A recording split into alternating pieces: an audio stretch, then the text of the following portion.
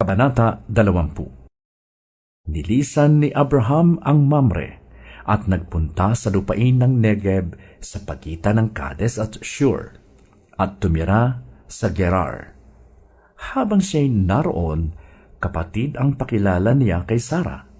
Kaya ito'y ipinakuha ni Abimelech, hari ng Gerar.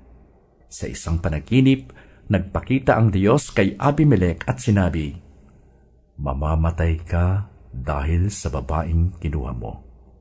Siya ay may asawa na." Noon ay hindi pa nasisipingan ni Abimelech si Sara, kaya't sinabi niya, "Panginoon, papatayin ba ninyo ako at ang aking bayan na wala namang kasalanan?" Kapatid ang pakilala ni Abraham kay Sara, at gayon din naman ang pakilala nito kay Abraham. Ginawa ko po ito na malinis ang aking hangarin, kaya wala akong kasalanan. Sumagot ang Diyos, "Oo, alam kong malinis ang hangarin mo. Kaya naman, hindi ko na hinintay na magalaw mo siya upang huwag ka nang magkasala sa akin. Ibalik mo siya agad sa kanyang asawa. Propeta ang asawa niya, at ipapanalangin ka niya upang hindi ka mamatay.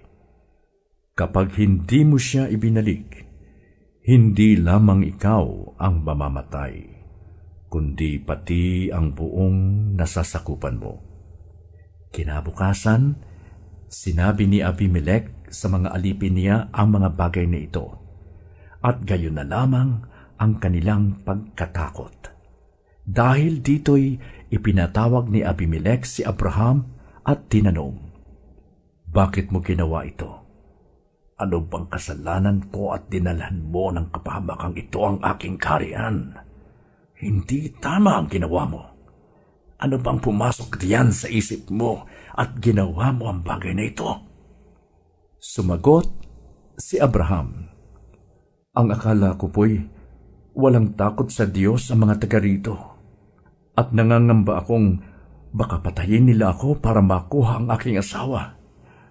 Ang totoo po'y kapatid ko siya sa ama at napangasawa ko siya. Kaya po, nang sabihin sa akin ng Diyos na lisanin ko ang sambahayan ng aking ama, sinabi ko sa aking asawa, mabuti pa'y ganito ang gawin mo. Saan man tayo pumunta, sabihin mong tayo'y magkapatid, at sa gaya'y maipapakita mo ang iyong katapatan sa akin."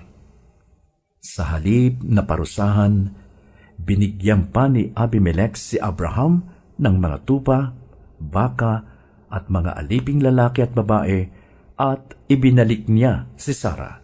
Sinabi pa niya kay Abraham, "Sa buong lupain kong ito, tumira ka kung saan mo gusto."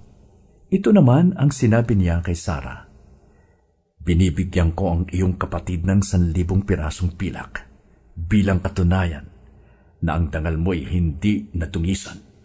Sa gayon, hindi iisipin ni naman na ikaw ay may ginawang masama."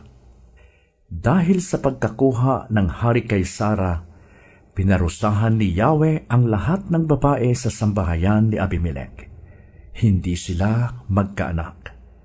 At upang malunasan ito, ipinanalangin sila ni Abraham. Gumaling naman si Abimelech, at mula noon, ang kanyang asawa't mga aliping babae ay nagkaanak.